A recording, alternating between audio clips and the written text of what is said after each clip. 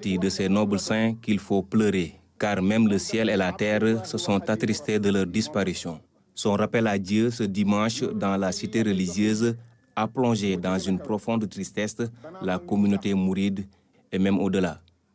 Grand érudit et homme de culture, il était connu pour son orthodoxie religieuse qui définissait ses relations avec les autres.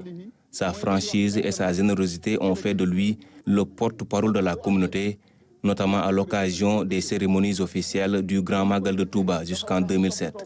Des contextes qu'il a toujours saisis pour rappeler les fondamentaux de l'islam, les enseignements de Cheikh Ahmadou Bamba et la fraternité musulmane qui nourrit la cohésion des différentes communautés islamiques au Sénégal.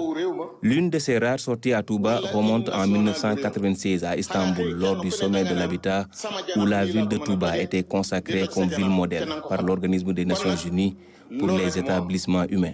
Fils de Sokhna Mati Diakhaté et de Serigne Saliou Mbacké, 5e khalife général des Mourides, Serigne Moustapha Saliou a fait ses humanités auprès de Serigne Abdoul Ahad Mbacké et Serigne Souhaïbou Mbacké, ce qui a profondément impacté son style de vie. Il a vécu dans l'idéal mouride empreinte de pratiques soufis, humble et ouvert d'esprit, mais ferme dans ses prises de position édictées par les enseignements de l'islam. Il partageait d'excellentes relations avec ses frères, la famille de Serigne Touba et les disciples ne cessaient de le consulter. Il refait surface dans le paysage médiatique suite aux différends qui a opposé Dangote à la famille de Serigne Saliou Mbacké. Son rappel à Dieu à 82 ans est une grande perte pour la Oumma.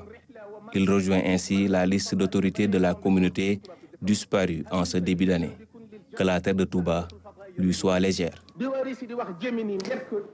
Et le directeur général de la RTS lance